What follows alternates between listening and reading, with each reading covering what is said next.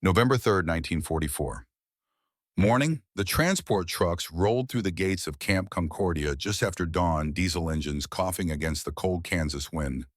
Inside the covered beds, 43 German women sat in silence, their gray auxiliary corps uniforms torn and stained with the chaos of the French retreat. They had been traveling for weeks, first by ship across the Atlantic, then by rail through states whose names meant nothing to them: Iowa, Nebraska, Kansas. These women had no idea that breakfast would be more devastating than any interrogation.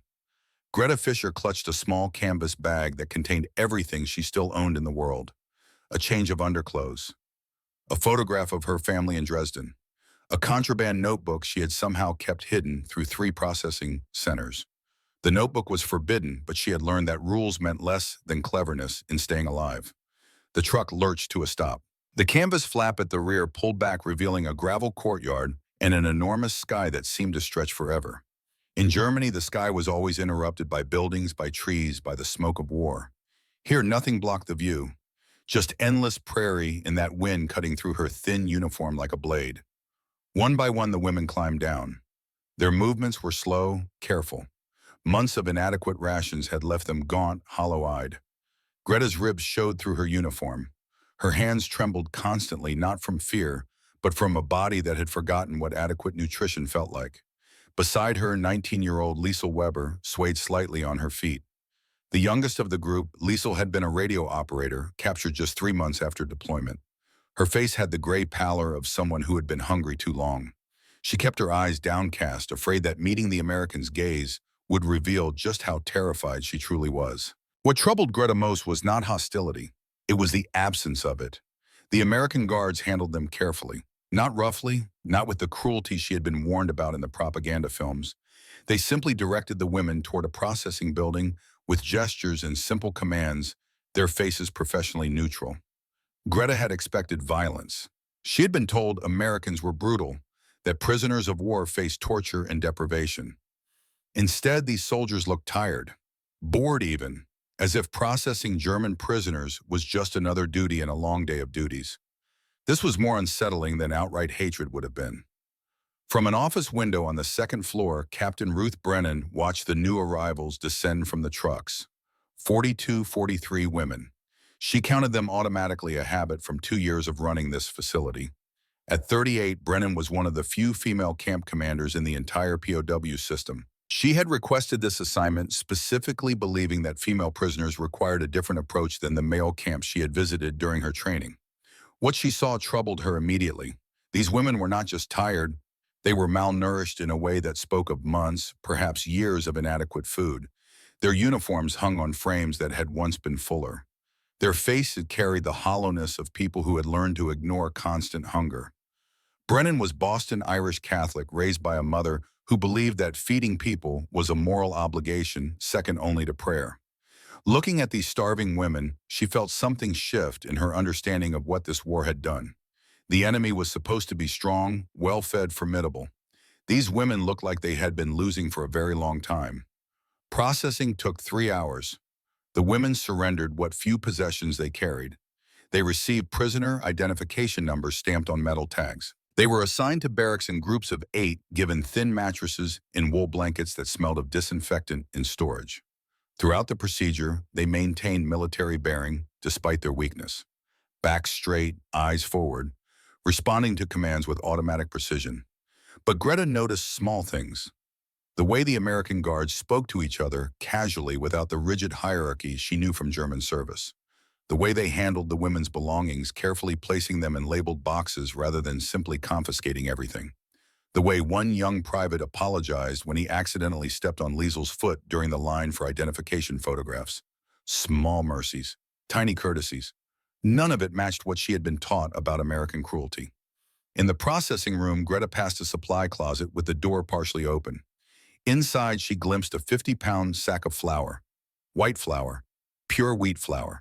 The label proclaimed its contents in bold English letters she could barely read, but the color told her everything.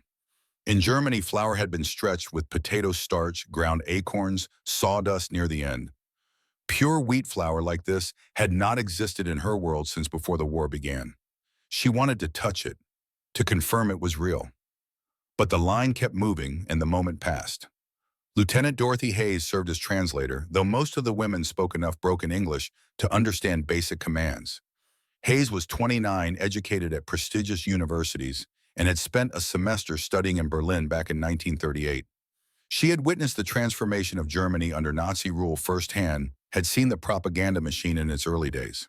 She understood what these women had been through psychologically, even if they did not yet understand it themselves. When the processing finished, the women were told to rest until evening meal. Dinner would be served at 6 o'clock in the dining hall. They were dismissed to their barracks. Greta lay on her thin mattress staring at the ceiling.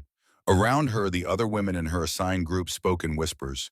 Some cried quietly. Others simply lay in exhausted silence. 22-year-old Greta Hoffman, a nurse who everyone called by her first name to distinguish her from Greta Fisher, sat on the edge of her bunk and methodically cleaned her hands. She had washed them 3 times already since arrival, but she washed them again. As a medical professional, she had learned that cleanliness was one of the few things she could control in chaos. Greta had spent the last year working in field hospitals watching soldiers and civilians slowly starve on rations that were never enough. She had learned to perform triage not just on wounds, but on hunger, deciding who was strong enough to survive on reduced portions and who needed every scrap. The American guards had not looked hungry. Their uniforms fit properly. Their faces had color. This observation troubled her more than she wanted to admit. At 5:30, the women began moving toward the dining hall. They had been told the location during processing. The building was a converted warehouse, long tables with benches arranged in rows. It reminded Greta of her school days in Dresden, though those memories felt like they belonged to someone else entirely. The room smelled of disinfectant and something else, something that made Greta's stomach clench with an emotion she could not name. Food.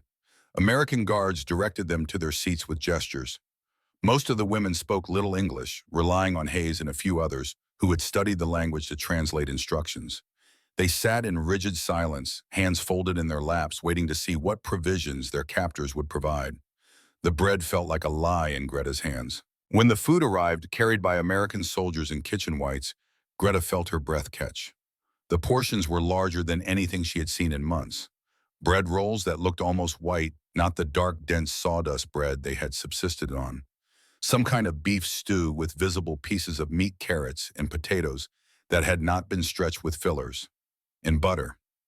Actual butter in small portions beside each bread roll. The women stared at their plates as if the food might disappear if they looked away. Lisa Weber's hands remained in her lap, trembling more violently now. She had not seen butter in over a year. In the last months of her service in France, they had eaten whatever could be scavenged. Thin soup, hard bread, occasionally a potato. Beside her, Greta Hoffman reached out tentatively to touch the bread roll. It felt soft under her fingers, still slightly warm. In the field hospitals where she had worked, bread had been rationed to thin slices of something that barely qualified as food. This was real bread, the kind that existed in memories from before everything changed. No one moved to eat. The women exchanged glances, uncertain whether this was some kind of test or trick. In their experience, nothing came without conditions. Surely the Americans would expect something in return for food like this. The silence in the hall grew heavy with tension and confusion. Captain Brennan stood near the entrance observing. She had anticipated this reaction. Reports from other camps had described similar responses from newly arrived prisoners, particularly those who had been serving in Europe during the final desperate months of German resistance.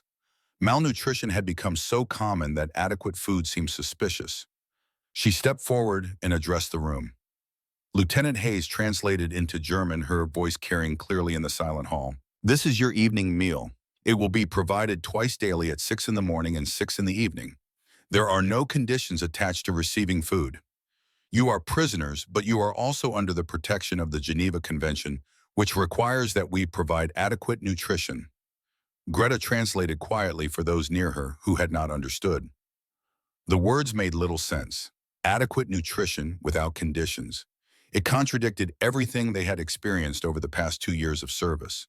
In Germany, even civilians received rations based on their usefulness to the war effort. Children of party members ate better than children of workers. Soldiers at the front received more than soldiers in training. Everything was calculated, measured, distributed according to value.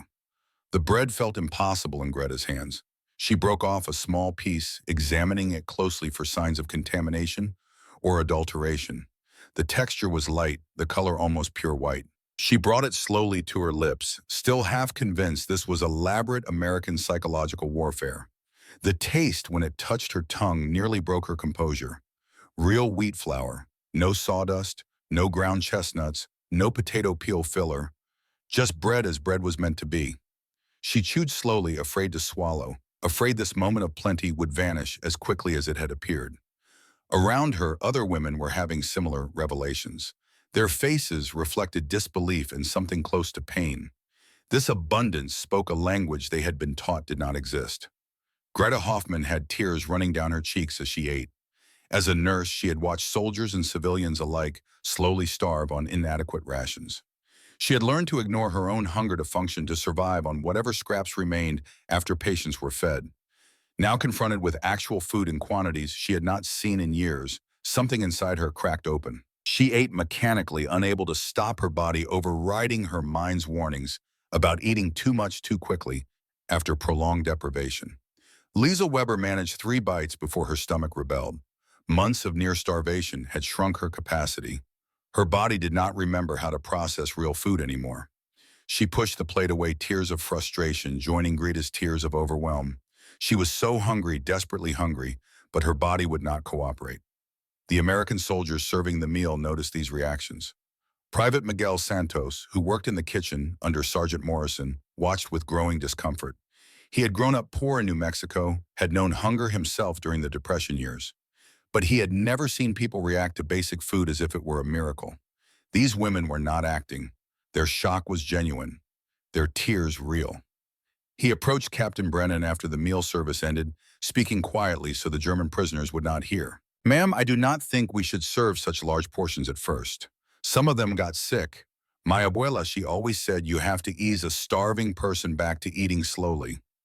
Brennan nodded, having observed the same problems. "You are right, Private. Work with Sergeant Morrison to adjust portion sizes for the first week. Smaller amounts more frequently if possible. We need to let their bodies remember how to process adequate nutrition."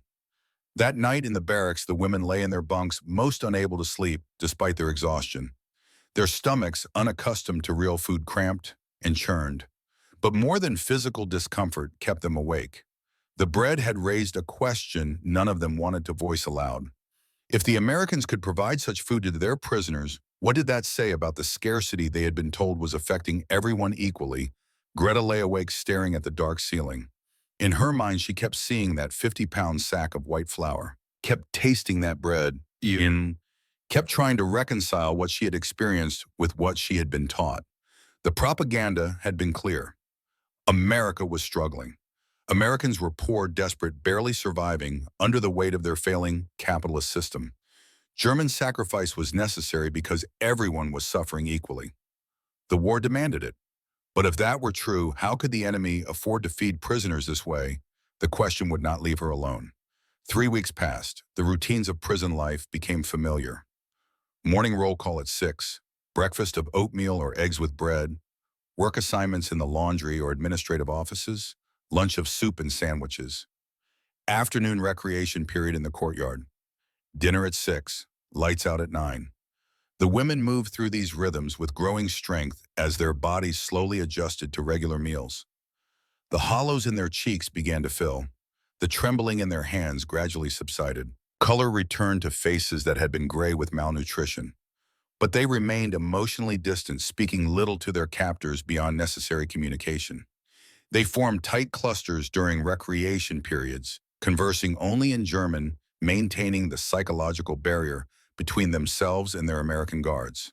They were still enemies, still at war, even if their immediate circumstances had improved beyond anything they had expected. The women's bodies recovered quickly. Their minds took longer. Greta kept a contraband journal, writing at night by whatever moonlight came through the barracks windows. She recorded observations about American abundance, the way guards threw away food that would have fed a German family for days, the casual manner in which kitchen staff used butter and sugar. the sheer quantity of supplies that arrived weekly by truck. She was documenting evidence, though evidence of what she was not yet ready to name. But not everyone at Camp Concordia believed kindness was the answer. Sergeant James Walsh was 42 years old, career military, 20 years of service. He had been reassigned to Camp Concordia in August of 1944, pulled from combat rotation after what the Army psychiatrists delicately termed acute grief reaction. 5 months earlier, on June 6th, his only son had died at Normandy. Private Daniel Walsh, 19 years old. First wave at Omaha Beach. Body never recovered. Walsh kept a small photograph in his uniform pocket. Daniel in dress uniform, wide smile, too young. The photograph was creased from constant handling, the edges soft from being touched too many times. He was too disciplined for outright cruelty, too controlled to abuse prisoners. But he watched them during recreation periods with a face carved from loss, and in his quarters at night, he wrote reports. Detailed observations about which women seemed unrepentant, which ones maintained Nazi ideology, which ones he believed represented a threat that kindness could not address. His method was more dangerous than simple violence. He used regulations, protocols, paperwork. He documented concerning behaviors and submitted them through proper channels, building a case for transfer to harsher facilities. Sergeant Walsh had learned patience in 20 years of military service. He could wait. He could watch. And when he found what he was looking for, these women would learn that American mercy had limits. He had been particularly interested in one prisoner, Greta Fisher, communications officer. The way she carried herself suggested authority leadership. The other women deferred to her during work assignments. Walsh had requested her service record through official channels. When it arrived, he read it with growing attention. 3rd Signals Battalion, Nachrichten Helferin, Women's Auxiliary Communications. Deployed to Le Havre region, May through September 1944. Role radio signal coordination for German defensive positions. June 6, 1944. His hands had trembled slightly, holding that document. Greta Fisher's unit had provided communications support for German forces defending the Normandy beaches. Coordinated artillery positioning, relayed intelligence about Allied landing patterns. Cross-reference with Allied casualty reports showed what he already knew in his bones.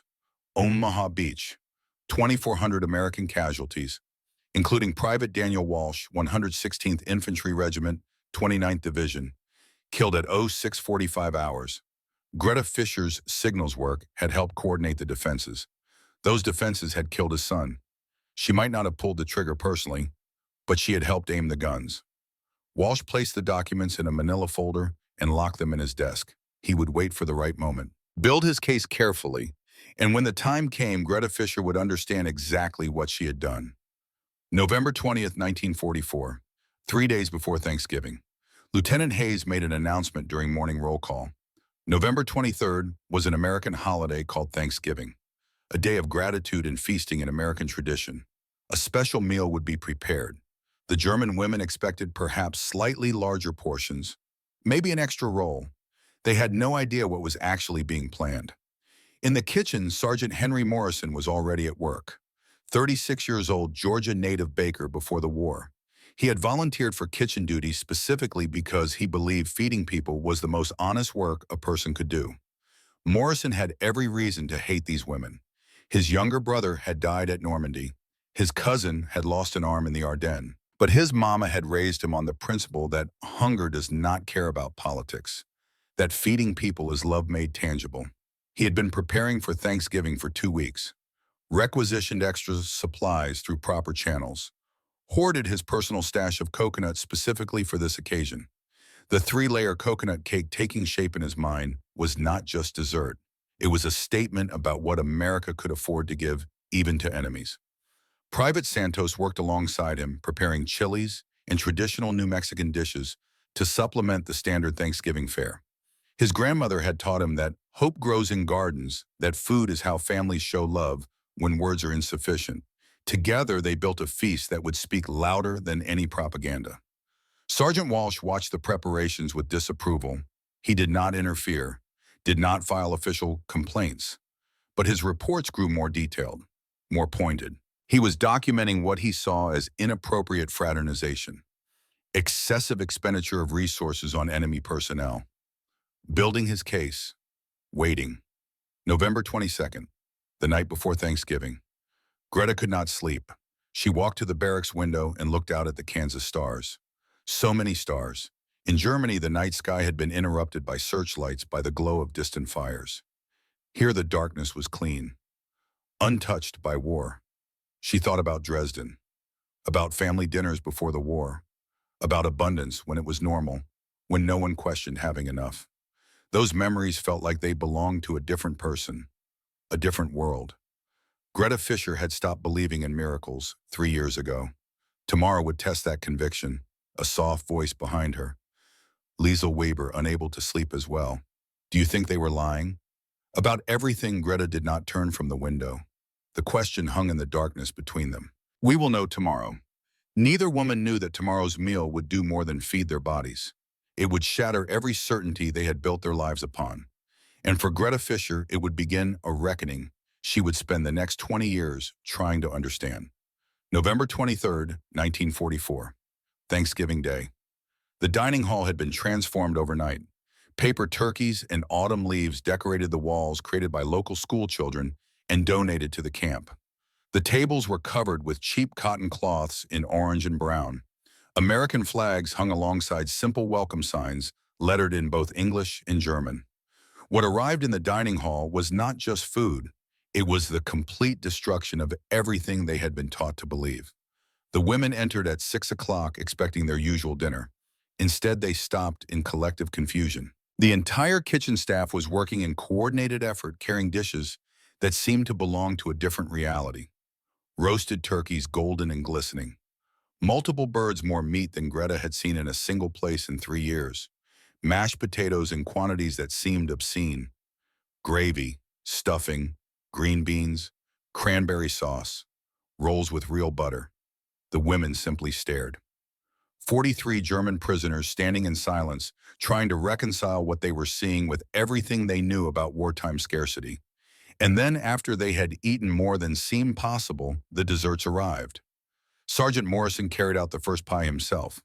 Pumpkin, the traditional American Thanksgiving dessert. He set it on the nearest table with visible pride, but it was the coconut cake that stopped every conversation in the room. Private Santos carried it out on a special platter. The 3-layer confection towered impossibly high. White frosting covered every surface. Shredded coconut had been pressed into the frosting until the entire cake looked like fresh snow. The German women had never seen anything like it. In Germany, such extravagance would have been impossible even before the war. Sugar had been rationed for years. Real coconut was a tropical luxury that existed only in photographs of places German girls would never see. And here it sat in a prison camp for enemies on an ordinary Thursday that Americans called special only because they chose to be grateful for abundance they possessed every single day.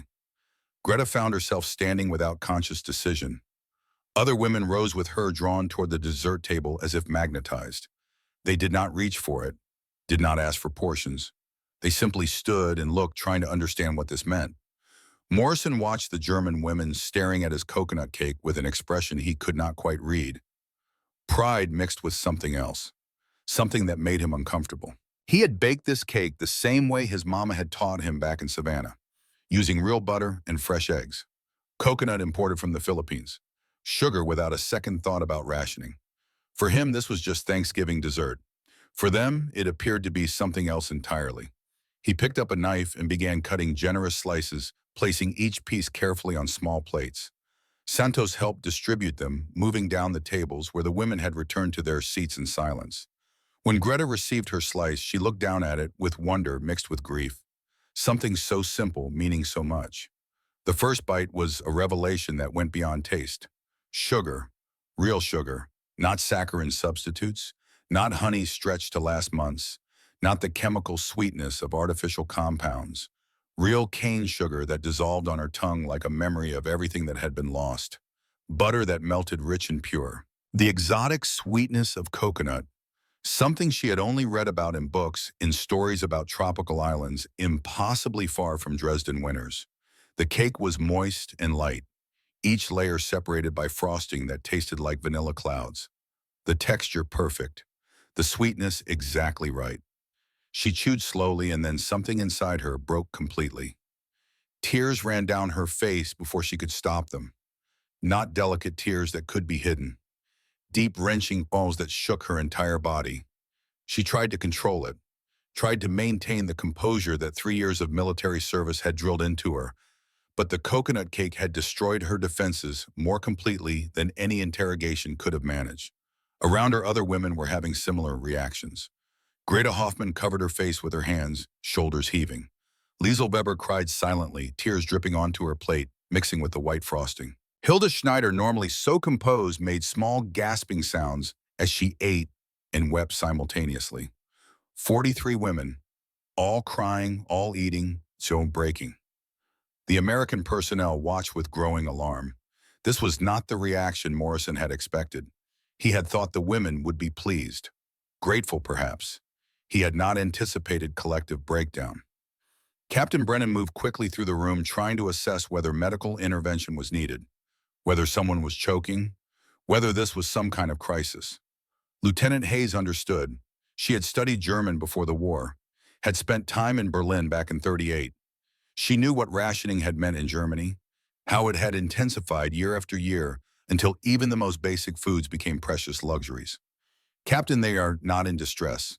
They have just forgotten what abundance tastes like. For some of them, this might be the first real sugar they have had in years. Greta heard this explanation through her tears and found her voice, speaking in halting English, the words coming slowly but clearly. In Germany, we are told everyone suffers equally in war. We are told Americans also starve, also ration everything. We are told you are poor, desperate, barely surviving. She gestured at the half-eaten cake on her plate, her hand shaking. This is not starvation. This is not suffering. You feed your prisoners what we could not feed ourselves when we were free. Silence filled the hall. Every American, every German, listening. Greta's voice broke on the final words. Everything they told us was a lie. That evening in his quarters, Sergeant Walsh sat at his desk, writing, always writing, documenting. But tonight his report was different, more detailed, more specific. He had watched the Thanksgiving dinner, watched the German women cry over coconut cake while American soldiers served them with patience and care, watched resources being spent on enemy prisoners that could have gone to American families. And he had made his decision. Tomorrow he would begin his investigation in earnest. He would confront Greta Fisher with evidence of what she had done, what her signals coordination had accomplished on June 6th. He would make her understand that Daniel was dead, that American generosity came with a price she could not pay. Walsh pulled out the photograph of his son, touched it gently the way he did every night. Daniel smiling in dress uniform, 19 years old and immortal. He placed Greta Fisher's file on top of his desk. Tomorrow, everything would change. Sergeant James Walsh placed the documents carefully in order. Service record, deployment history, unit assignments, cross-referenced casualty reports. Everything he needed to build an airtight case.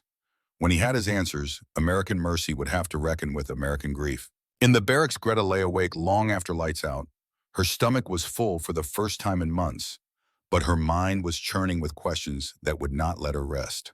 The coconut cake had tasted like truth, and truth she was beginning to learn was more devastating than any bomb. If Americans could afford such abundance for prisoners, if they could create beauty and sweetness for enemies, then what else had been false? What other lies had shaped her understanding of the world?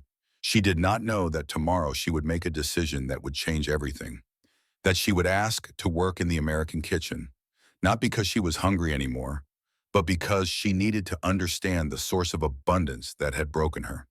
She did not know that Sergeant Walsh was already compiling evidence against her. She did not know that the confrontation coming would force her to choose between the lie that protected her and the truth that destroyed her. All she knew was this: the coconut cake had revealed something, not just about American prosperity, but about German lies, about the propaganda machine that had convinced an entire nation that scarcity was natural, that suffering was universal, that the enemy was weak. The bread had been the first crack in the facade. The Thanksgiving feast had widened around it, but the coconut cake with its impossible sweetness, its tropical luxury, its casual abundance, had shattered the illusion completely. Greta Fischer had been taught that Americans were cruel, that capitalism created misery, that German sacrifice was noble because everyone was suffering equally. The coconut cake proved every word of it false. Tomorrow she would begin the long journey of understanding what that meant, what it said about the country she had served, the government she had believed, the propaganda she had accepted without question.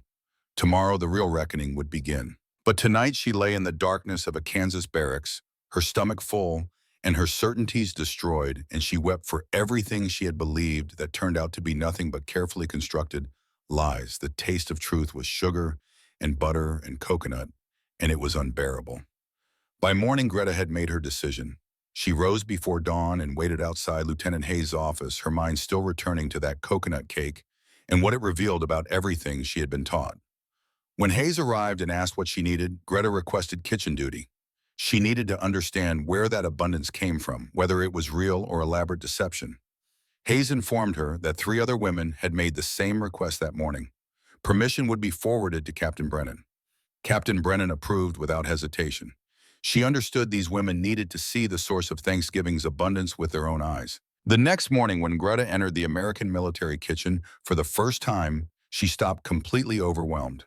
50-pound sacks of pure wheat flour lined one wall, not 5 or 10, dozens, stacked casually as if flour required no special protection. Butter sat in large metal containers, uncovered. Sugar in impossibly large bags, real eggs by the dozens, milk, cream, vanilla extract, spices she had never seen. This was not rationed military supply. This was abundance made visible. Sergeant Morrison greeted the frozen women with patience. His Georgia drawl made the words sound gentle as he welcomed them and explained they had much to prepare. When Greta approached the flour and touched it like something sacred, she turned to Morrison with careful English. In Germany, flour is stretched with potato starch, ground acorns, even sawdust near the end.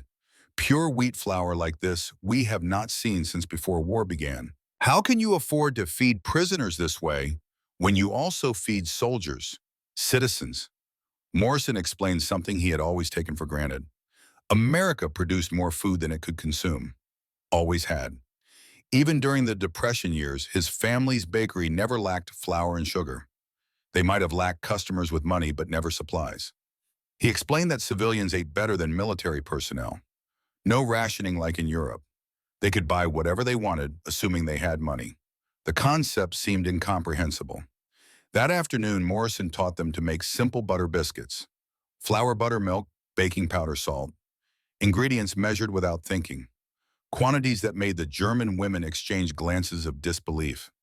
Private Santos appeared mid-morning, carrying fresh chili peppers from a local farmer. The smell filled the workspace immediately, bright and sharp and completely unlike traditional army cooking. He explained these were hatch chilies from New Mexico where he grew up. His abuela would roast them every fall. Food is how my family shows love, he told them. We do not always say the words, but we make sure everyone eats well. That is how you know you are cared for. The concept resonated unexpectedly. Greta spoke through careful English about her mother in Germany, who would save her own rations for her younger brothers, would pretend she had already eaten. They knew she was lying, but refusing her sacrifice would hurt her more than hunger hurt her body. The conversation opened something.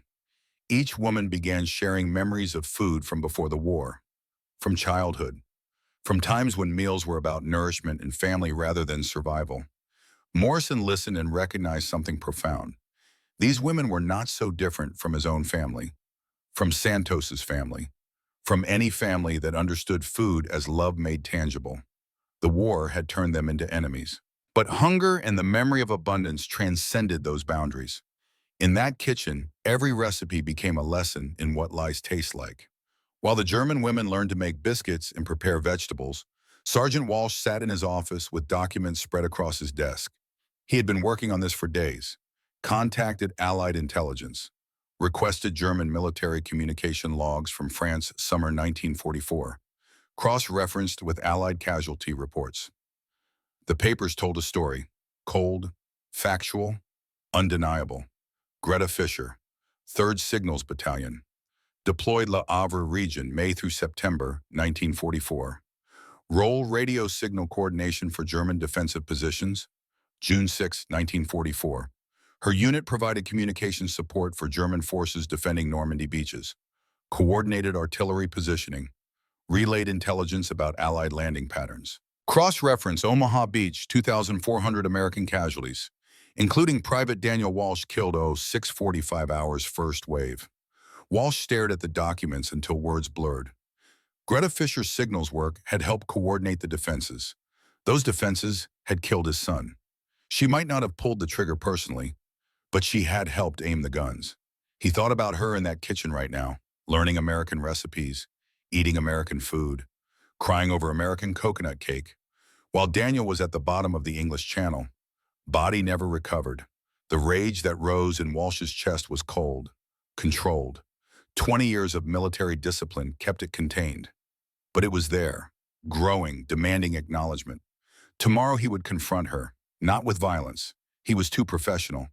But he would make her understand what she had done, make her face the consequences of her dutiful service to the Third Reich. Walsh placed the documents in a manila folder, locked it in his desk, pulled out Daniel's photograph and held it gently. Tomorrow, Danny. Tomorrow, she will know. The next morning, December 1st, Greta was measuring flour. Morrison was demonstrating bread-kneading technique. The other women were taking notes in their contraband notebooks. The kitchen was warm, filled with the smell of yeast and butter. The door opened. Sergeant Walsh entered.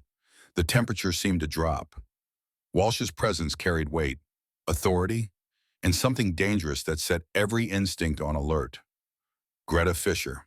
Not a question, a command. Greta turned from the flour, saw his face, and knew. The careful neutrality that American guards had maintained for a month was gone. In its place was something personal, something that wanted answers. Walsh held up a manila folder. Communications officer. 3rd Signals Battalion, deployed Le Havre, May through September 1944. Is that correct? Greta's throat tightened. Yes. June 6, 1944. Your unit provided radio coordination for German defensive positions along Normandy coast. Correct, yes. That was our assignment. Walsh's voice stayed level, more dangerous than shouting. Those defensive positions killed 2,400 American soldiers at Omaha Beach, including my son, Private Daniel Walsh, 19 years old, died in the first wave. His body was never recovered. He pulled out a photograph, showed it to her. Daniel in dress uniform, wide smile, too young. You see this boy? You helped coordinate the artillery that killed him. In that moment, Greta Fisher had to choose between the lie that protected her and the truth that destroyed her. The kitchen had gone completely silent, all eyes on this confrontation. Morrison had stopped kneading. Santos stood frozen by the stove. The other German women watched with expressions of horror and understanding. Greta could not breathe, could not think. The photograph of Daniel Walsh filled her vision. 19 years old, the same age as her younger brother back in Dresden. A boy who had died because she had done her job efficiently. Her voice came out barely above a whisper. I was following orders. I was doing my duty as German soldier. Walsh's control cracked just slightly.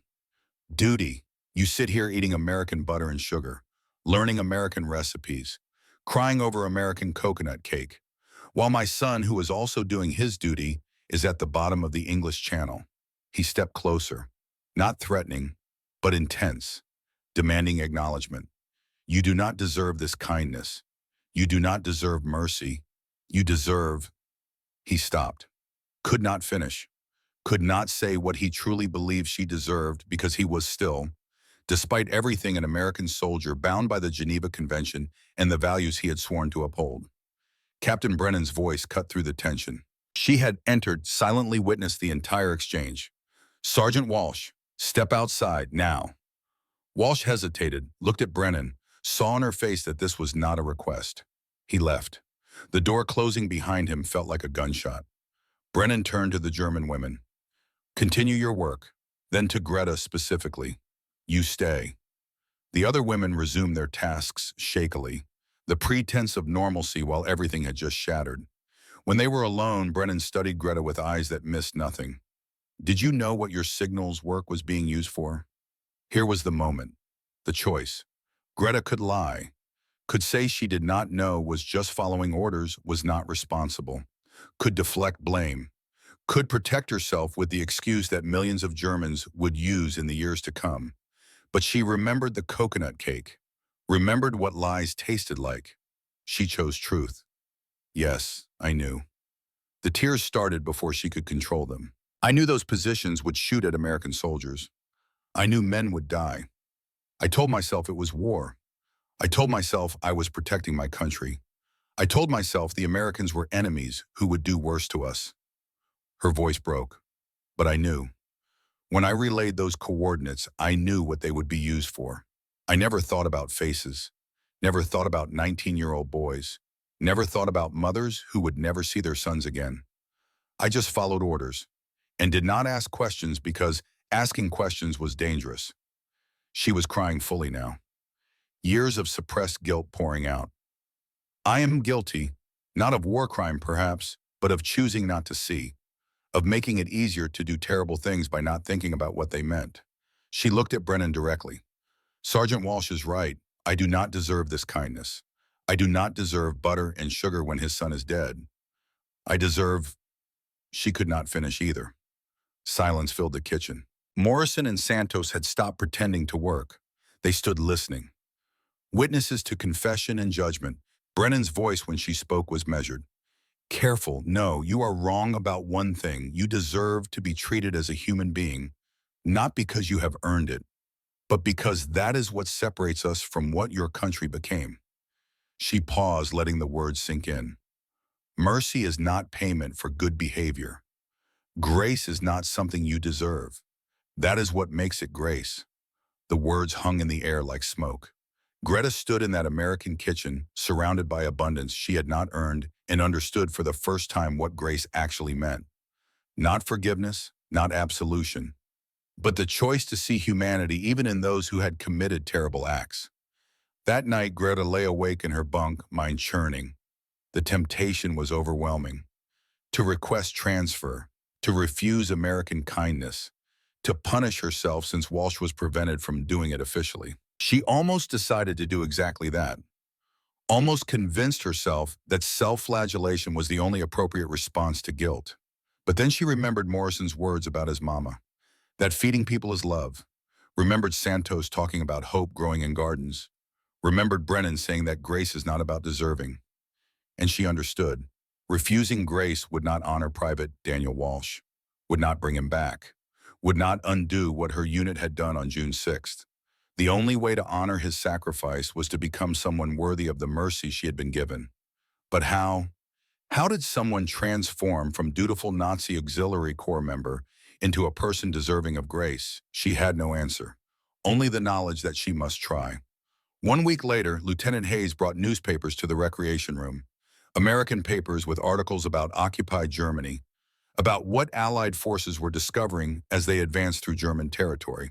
Liesel had requested them, had asked with remarkable courage to read American accounts of what was happening in her homeland.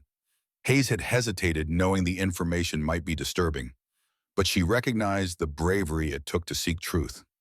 The newspapers arrived on a cold December morning. The German women gathered in the recreation room and read in heavy silence. The articles described concentration camps discovered as Allies pushed into Germany: Dachau, Bergen-Belsen, Buchenwald, systematic atrocities, industrial-scale murder. Horrors so extreme they seemed impossible to believe. German civilians were quoted claiming they had not known, had no idea such places existed. The Americans writing these articles clearly did not believe them. Greta read one article quoting a German woman living 3 kilometers from Dachau. She insisted she had known nothing. The smoke from the crematoriums. She had thought it was a factory. The trains full of people. She had not asked where they were going. Greta wanted to believe her, wanted to believe in innocent ignorance. But she found she could not, because she herself had chosen not to ask questions when people disappeared, had accepted explanations that made no sense, had told herself it was none of her business, that she was just trying to survive. She had known something was wrong, and had chosen not to look. The coconut cake had been a revelation about American abundance. These newspapers were a revelation about German complicity. The days that followed were the darkest since arrival. The women moved through routines mechanically, speaking little. The eager questions about recipes ceased. The kitchen work continued because it was assigned duty, but the joy of learning had vanished overnight. They were processing something too large for words.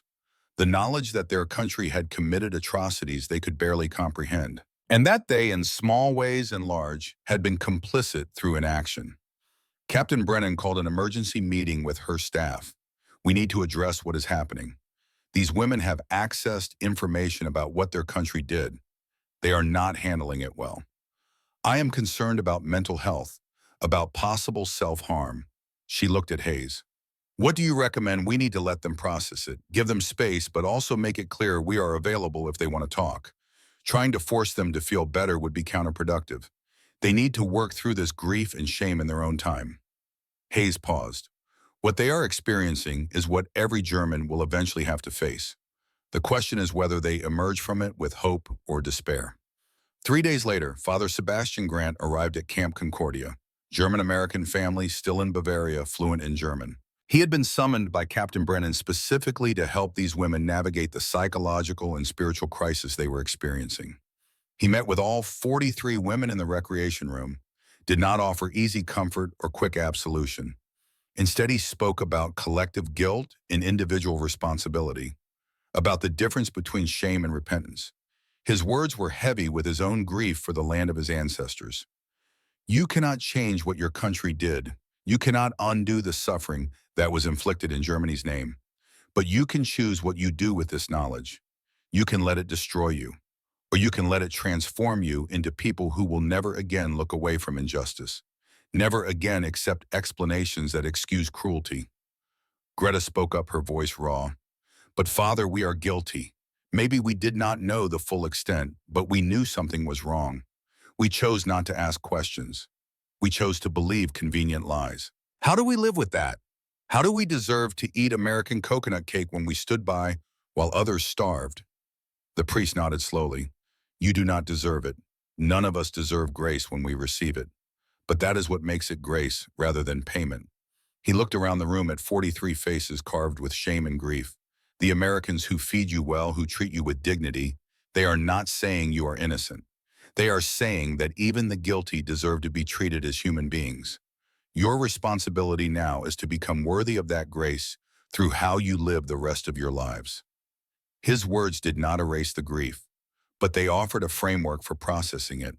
The women began to talk among themselves, first in small groups, then in longer communal conversations that stretched late into the night. They shared what they had seen during their service, the moments when they should have questioned, should have resisted, should have refused. The accumulation of small compliances that had enabled great evil. And slowly, painfully, they began to accept that they could not change the past, but they could choose who to become in the future.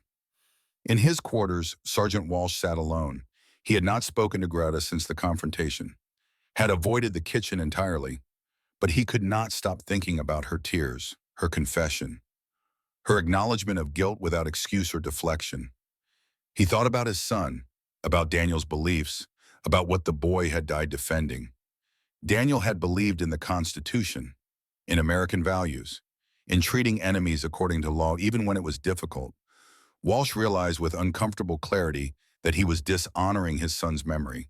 That revenge would not ease his grief, that Daniel would be ashamed of him right now for wanting cruelty more than justice. He pulled out the photograph, looked at his son's face, and for the first time since June 6th, he spoke aloud. Danny boy, I wanted them to suffer like you suffered, wanted them to pay, but you were 19. You believed in what we were fighting for. You believed in mercy and justice, in the values you swore to defend. His voice broke, and I think you would be ashamed of me for wanting revenge more than wanting to honor what you died for. He sat in silence for a long time. Then he put the photograph away, made a decision. The next morning, Walsh found Greta in the kitchen. She saw him and froze, expecting anger. Instead, he spoke quietly. My son Daniel, he was a good kid, believed in doing right even when it was hard, believed in the Constitution, in treating enemies according to law. He paused. I dishonor his memory if I let grief make me cruel. You did your duty as German soldier. I cannot forgive that. Not yet, maybe not ever. Another pause. But I will not punish you for it. That is not what Danny would have wanted.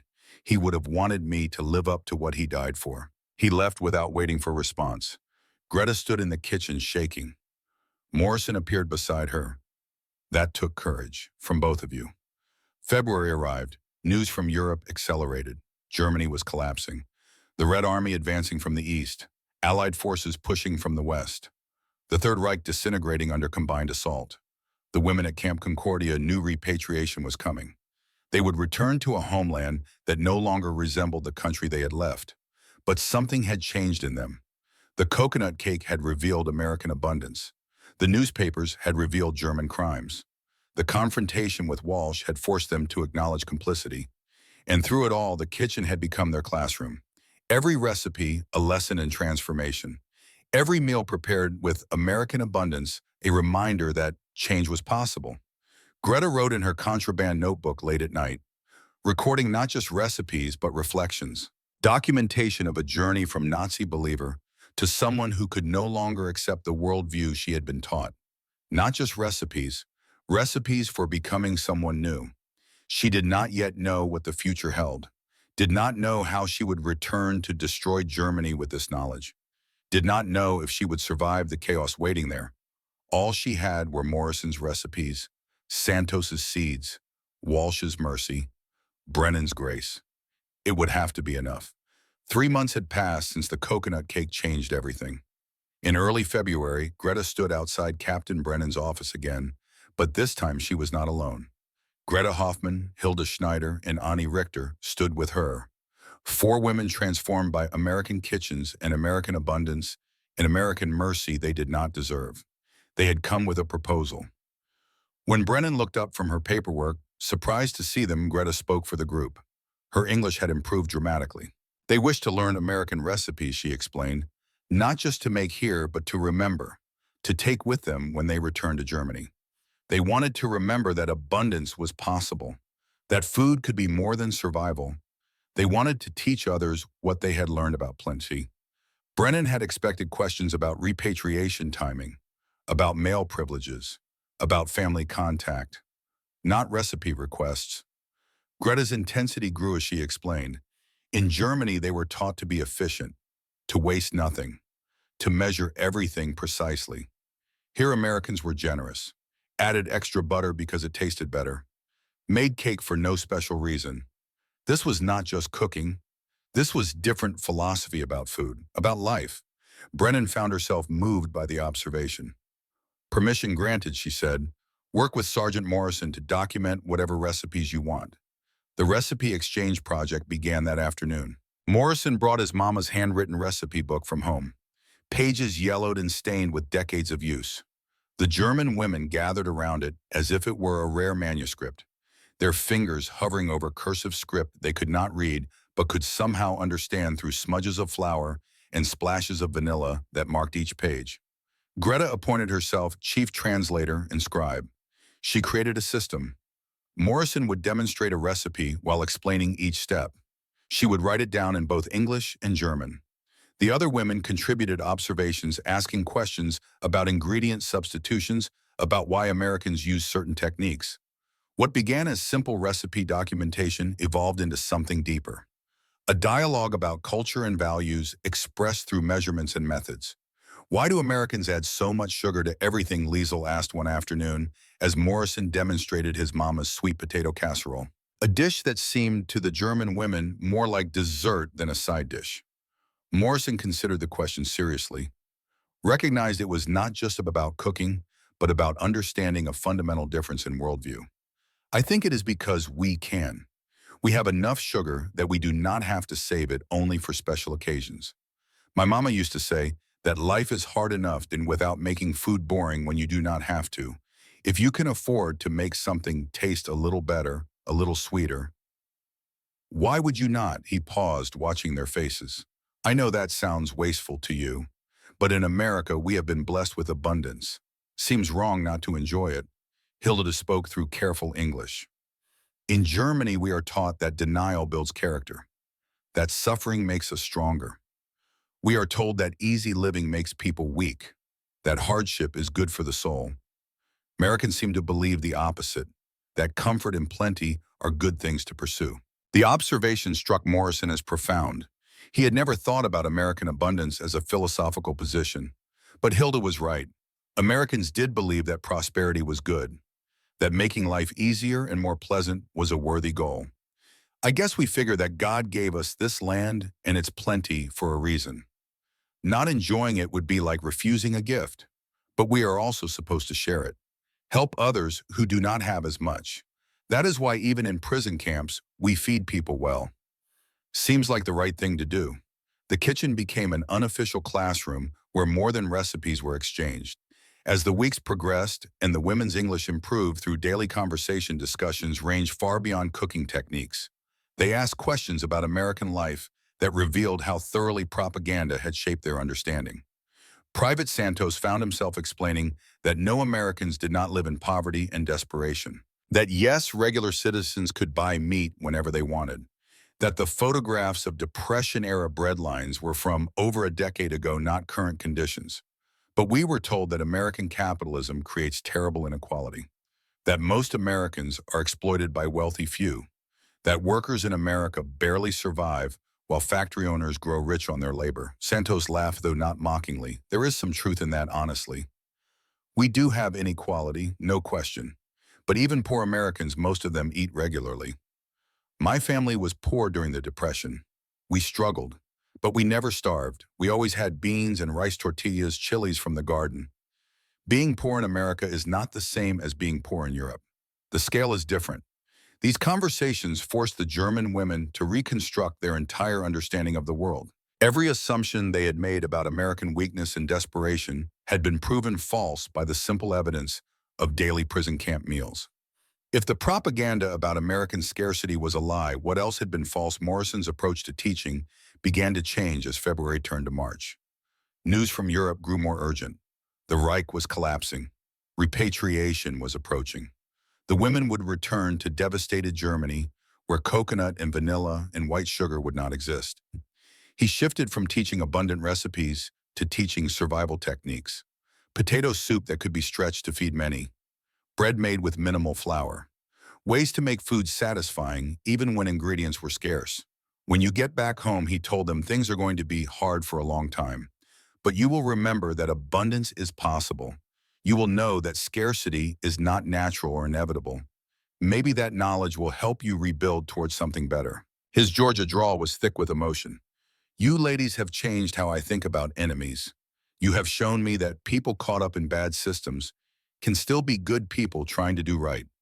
Santos gave each woman a small packet of seeds, chilies and herbs that could be grown in German gardens if they survived the journey. My abuela always said that hope grows in gardens. Even if you do not have much food, you can grow something. These seeds, they are tough. They will survive pretty much anywhere. The gifts were small but meaningful. The Americans were acknowledging that hardship awaited, but offering tools to survive it. The gesture moved the prisoners deeply because it suggested their captors had come to care about their futures beyond the prison camp walls. March arrived with the first hints of spring, and with it came more concrete information about repatriation. The war in Europe would end within weeks. Everyone could feel it. German resistance was collapsing. The question was no longer whether Germany would be defeated, but how completely. The women at Camp Concordia understood they would be among the last to be repatriated. Female prisoners represented a lower priority than the tens of thousands of male POWs held in camps across America. The delay gave them additional time to absorb what they had learned, to process the transformation they had undergone during months of captivity. Greta looked at her notebooks filled with recipes and reflections and realized she had documented her own psychological journey, from Nazi Auxiliary Corps member to someone who could no longer accept the worldview she had been taught. The kitchen had become the center of this transformation. Every meal had been a lesson in how thoroughly they had been deceived. May 8th, 1945. The announcement came over the radio at noon. Germany had surrendered unconditionally. The war in Europe was over. The Third Reich that was supposed to last 1,000 years had lasted 12. Its collapse was absolute and final. Across America, celebrations erupted spontaneously. Church bells rang, crowds filled streets. Strangers embraced. The killing had stopped. At Camp Concordia, the news was met with complicated silence. The American personnel celebrated quietly, aware that their German prisoners might be experiencing the day differently. For the women's surrender meant both relief that the killing had stopped and grief for what their country had become. Germany had lost everything, its cities destroyed, its population scattered, its moral authority shattered beyond recovery. Captain Brennan addressed the prisoners that afternoon. Lieutenant Hayes translated, though most women no longer needed it. The war in Europe has ended. You will be repatriated as soon as transportation can be arranged. You are no longer enemy prisoners, but displaced persons awaiting return to your homeland. She paused, choosing her next words carefully. I want you to know that you have changed how I understand our responsibilities as victors. You have taught me that our greatest strength lies not in defeating our enemies, but in how we treat them after victory is achieved. The women received official documents reclassifying their status. They would leave Camp Concordia within 2 weeks, be processed through camps in Europe, then released to find their way in occupied Germany. The practicalities were overwhelming. Most had no confirmed information about surviving family members. The addresses they had known no longer existed. The cities where they had lived were reduced to rubble. They would be returning to a country that was physically and morally devastated. That evening, Sergeant Morrison made one final coconut cake. He used the last of his hoarded coconuts specifically for this purpose, creating the same towering 3-layer confection that had first broken through the women's defenses months earlier. When he carried it into the dining hall, the women stood spontaneously, not from military discipline, but from genuine respect for what this man and his cooking had represented in their lives. I wanted you to have this one more time. Morrison's voice was rough with emotion. I want you to remember that this kind of sweetness exists in the world. When things are hard in Germany, and they will be hard, remember that you have tasted abundance. Remember that people can choose kindness even toward their enemies. Remember that you are capable of change, of growth, of becoming better than you were. Each woman received a generous slice. They ate slowly, savoring not just the flavor, but the memory they were creating, the moment they would carry with them into an uncertain future. Greta closed her eyes as she took her first bite, committing every sensation to memory. The sweetness of real sugar, the exotic taste of coconut, the richness of butter, the lightness of perfectly baked cake. This was what abundance tasted like. This was what she would remember. The final days at Camp Concordia passed too quickly. The women packed their few possessions, mostly notebooks filled with recipes and reflections, a few gifts from American personnel, photographs taken during work assignments. They owned almost nothing, but they carried knowledge that would shape the rest of their lives. Morrison gave each woman leaving the kitchen detail a small package.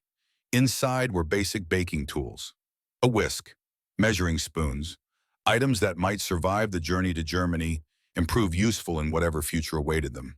He also included handwritten copies of his simplest recipes, dishes that could be made with minimal ingredients when proper supplies became available again.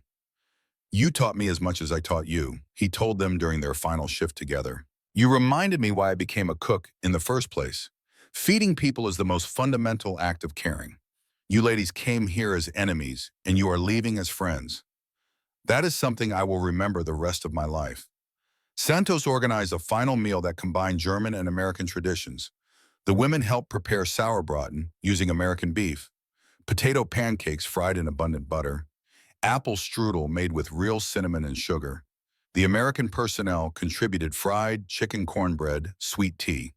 The resulting feast represented the cultural exchange that had occurred over 6 months of shared kitchen work. During the meal, Greta Hoffman stood to speak.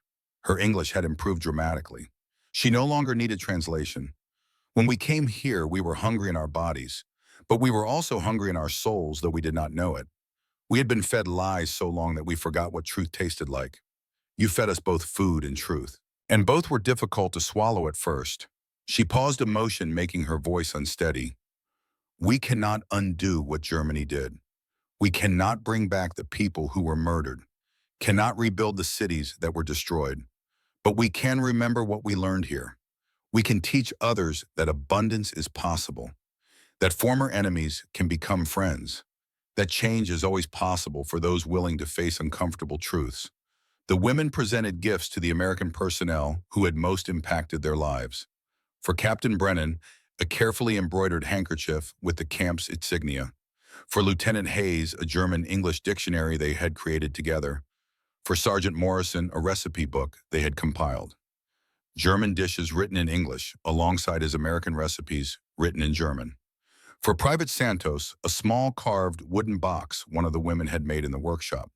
The gifts were simple, but represented hours of secret work. Tokens of gratitude that words alone could not convey. The Americans accepted them with visible emotion, understanding that these women had nothing to give except their time and skill, which made the gifts all the more valuable. For Sergeant Walsh, Greta had prepared something different. A letter, handwritten in careful English. Walsh read it alone in his quarters that evening. Dear Sergeant Walsh, I do not ask for forgiveness. I have no right. Your son Daniel died because of work I did. That truth will stay with me forever. But I want you to know this. Because of your mercy, because you chose not to punish me when you had every right, I will spend rest of my life trying to become person worthy of that choice. I will teach my children, if I am blessed to have them, about American sergeant who lost his son but refused to let grief make him cruel. I will teach them about Cook from Georgia who fed his enemies because his mama taught him feeding people is love. I will teach them about Camp Commander who said grace is not about deserving. I will teach them that abundance is possible, that kindness can cross any border, that people can change. And I will make coconut cake every year on November 23rd, the day I learned what truth tastes like. Your son died defending American values. I promise to live in a way that honors what he died for. With respect and deepest gratitude, Greta Fisher Walsh folded the letter carefully, placed it in his Bible alongside Daniel's photograph. Did not speak, but his eyes were wet. May 22nd, 1945. Morning, 43 German women boarded transport trucks in the same gravel courtyard where they had arrived. Everything had changed. Greta looked back at the kitchen building where she had learned about abundance, where she had learned about lies, where she had learned about grace. The final image she carried was Morrison standing in the doorway raising his hand in farewell, Santos beside him, Hayes and Brennan watching from the office window. Walsh standing apart but watching. They had taught her that abundance is real, that kindness can exist between enemies, that change is possible for those willing to face uncomfortable truths. As the trucks pulled away, Greta held her notebook against her chest. Recipes and reflections, everything she had learned, everything she would carry home. The journey back to Europe took 6 weeks. Processing camps in France, paperwork, interviews, the chaos of millions of displaced persons trying to find their way home. When Greta finally crossed into what remained of Germany in July 1945, she wept, not from joy, from grief. Dresden, her home city, had been destroyed by firebombing in February. The beautiful architecture she remembered from childhood was gone. Rubble and ash and the smell of death that still hung in the summer air. She found her family by chance, her mother and younger sister alive. Her father and brother missing, presumed dead. They lived in the basement of a partially collapsed building, eating whatever could be scavenged or traded. That first meal with her family, Greta shared the last of her American rations. Crackers, chocolate. Her mother cried, holding the food as if it were gold. Where did you get this? The Americans gave it to me. Her mother's expression was complicated. Disbelief, confusion, years of propaganda warring with evidence. Over the following months, as Germany struggled through the nightmare of occupation and reconstruction, Greta used the recipes Morrison had taught her. Not the coconut cake, not the sweet potato casserole, but the survival recipes. Potato soup stretched to feed many, bread made with minimal flour. She planted Santos's seeds in whatever patch of ground she could find. The chilies did not grow well in German climate, but the herbs survived.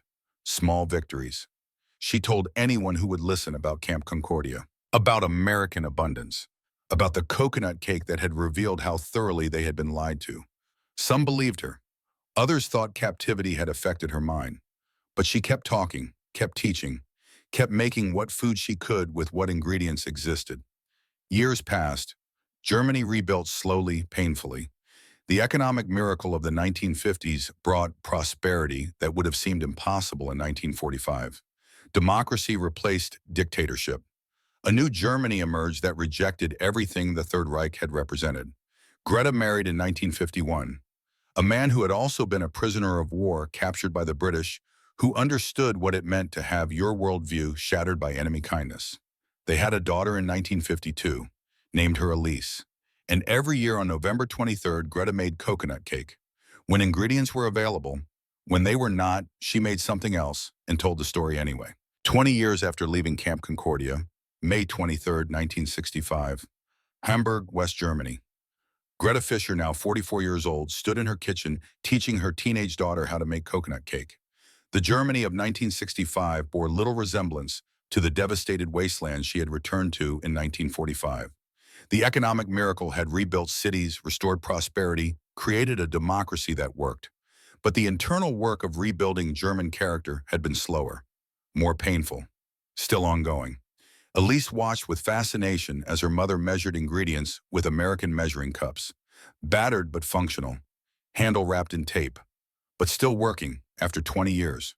Mama, why do you always make this cake on May 23rd?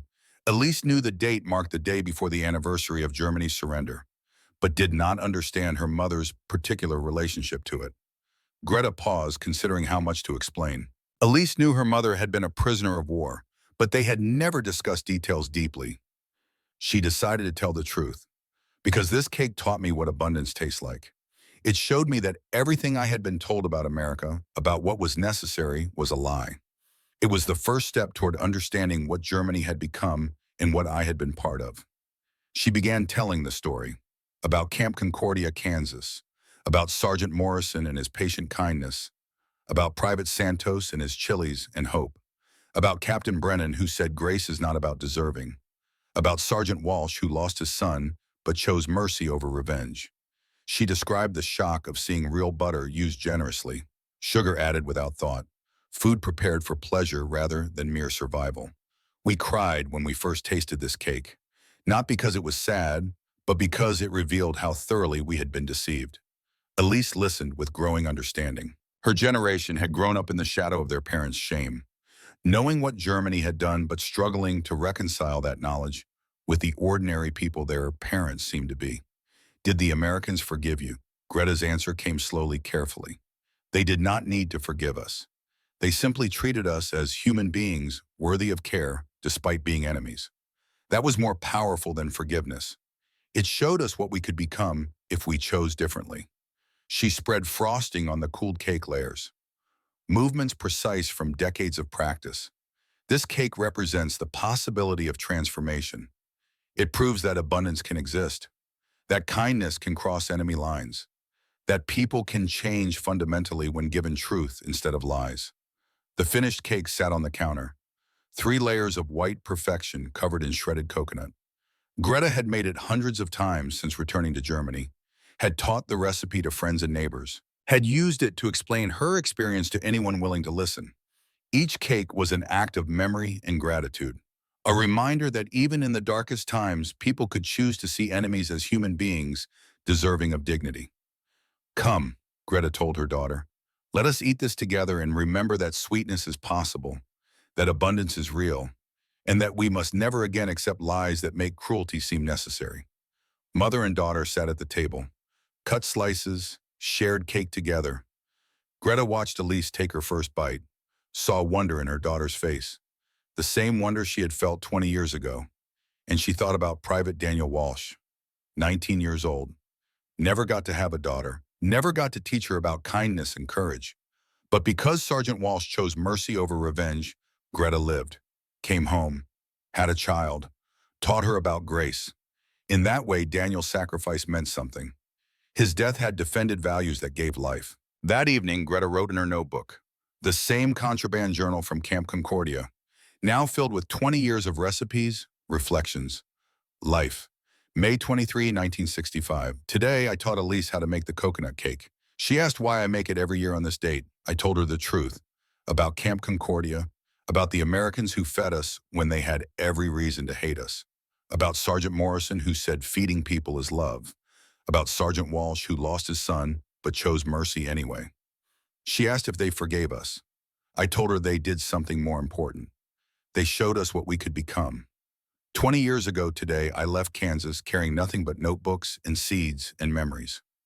I returned to Germany that no longer existed, to cities destroyed, to people broken, to country that had to rebuild not just buildings but souls. It was the hardest thing I ever did, but I had the recipes and the seeds and the memory of abundance. And slowly Germany rebuilt, not back to what it was. That could never be, but forward to something new, something that rejects everything the Third Reich represented. I like to think that every coconut cake I make, every recipe I teach, every conversation about American kindness to enemies, I like to think it contributes in small way to that new Germany. Private Daniel Walsh cannot taste this cake, but his father's mercy makes it possible for my daughter to taste it. That is grace. That is legacy. That is what I will remember until I die. She closed the notebook, returned to the kitchen where Elise was carefully wrapping leftover cake. Mama, can we take some to Frau Richter next door? She seemed sad today. Greta smiled. Yes, good idea. Food is how we show love. She watched her daughter wrap the cake with care and understood. This is what Morrison meant. This is what Santos hoped for when he gave seeds. This is what Brennan meant by grace. The coconut cake from November 1944 was still teaching lessons, still transforming lives, still proving that abundance is possible, that kindness crosses any border, that people can change. 20 years later, truth still tasted like sugar. Greta Fischer died in 1989, just months before the Berlin Wall fell, before Germany reunified, before the final chapter of World War II's legacy was written. But her daughter Elise continued the tradition, making coconut cake every November 23rd, teaching her own children about Camp Concordia, about American soldiers who chose mercy, about a grandmother who learned that truth tastes like sugar and butter and coconut. The recipe passed through generations, a culinary inheritance that carried within it a story about transformation, about how food became truth, about how abundance revealed lies, about how grace changed everything. In 2019, 74 years after the war ended, Elise's granddaughter stood in a Hamburg kitchen making coconut cake. She posted a photograph on social media with the caption, "Family recipe from my great-grandmother, who learned it from an American soldier in 1944. Every bite tastes like hope." The post went viral, thousands of shares, comments from people whose families had similar stories. German families taught kindness by captors. Japanese families shown mercy by occupiers. Italian families fed by enemies. Stories of people who learned that war's aftermath does not have to be revenge, that victors can choose grace, that the cycle of hatred can be broken by simple acts of human decency. Someone in Georgia saw the post, a descendant of Sergeant Henry Morrison. She reached out through message, sent photographs of the same recipe in her family's collection. The handwriting matched, the measurements identical. Two families connected across an ocean and 3/4 of a century, linked by flour and sugar and coconut, by the choice to feed enemies, by the decision to teach rather than punish. The coconut cake that broke Greta Fischer on November 23, 1944, continued its work, continued teaching that abundance is possible, that kindness transcends borders, that people can change. The taste of truth, it turned out, was not bitter. It was sweet, light, impossibly generous. It was 3 layers of cake covered in shredded coconut that looked like fresh snow. It was proof that even in the darkest times, even between enemies, even when hatred seemed justified, people could choose mercy. And that choice, that simple choice to feed rather than starve, to teach rather than torture to show abundance, rather than inflict scarcity, could echo through generations, could transform not just one woman in a Kansas prison camp, but her children, her grandchildren, her great-grandchildren, could help rebuild not just a country, but a civilization. One slice of cake at a time. This is the story of how food became truth. And truth, though unbearable at first, became the foundation for everything that came after. The story of Greta Fischer, of Sergeant Morrison, of Private Santos, of Captain Brennan, of Sergeant Walsh and his son Daniel. The story of 43 German women who learned that lies taste like sawdust and truth tastes like sugar. The story of America at its best, choosing to prove its values not through violence but through generosity, not through revenge but through grace. The story of a coconut cake that changed the world. November 23rd, 2024, 80 years after that first Thanksgiving at Camp Concordia. In a Hamburg kitchen, a young woman named Sophia measures flour and sugar with precision. She is Greta Fischer's great-great-granddaughter. She has never known war, has never known hunger, has grown up in a Germany that is democratic, prosperous, peaceful. But she knows the story, has heard it her entire life, has made this cake every November 23rd since she was old enough to hold a mixing spoon. Her own daughter, 5 years old, stands on a step stool beside her, watching, learning. Why do we make this cake? Mama Sophia smiles, begins to tell the story again, about a great-great-grandmother who was once an enemy, about American soldiers who chose kindness, about a coconut cake that revealed truth. The little girl listens with wide eyes, does not yet understand all of it, but will someday. Will carry the story forward into whatever future awaits. And somewhere in the mysterious place where the dead watch over the living, perhaps they see Greta Fischer and Henry Morrison and Miguel Santos and Ruth Brennan. Perhaps even Daniel Walsh, 19 forever, finally understanding that his death purchased something more valuable than victory. It purchased the possibility of grace. The coconut cake comes out of the oven. Perfect. Golden. Rising properly. Sophia will frost it tomorrow with shredded coconut. We'll share it with neighbors. We'll post the photograph online with the hashtag that has become tradition. Hashtag abundance is possible. Hashtag choose mercy. Hashtag the taste of truth. And the story will continue. As long as flour and sugar and coconut exist, as long as people remember, as long as someone believes that enemies can become friends and hate can become hope and lies can be replaced by truth. One cake at a time, one choice at a time, one act of mercy at a time. The taste of truth is sweet and it lasts forever.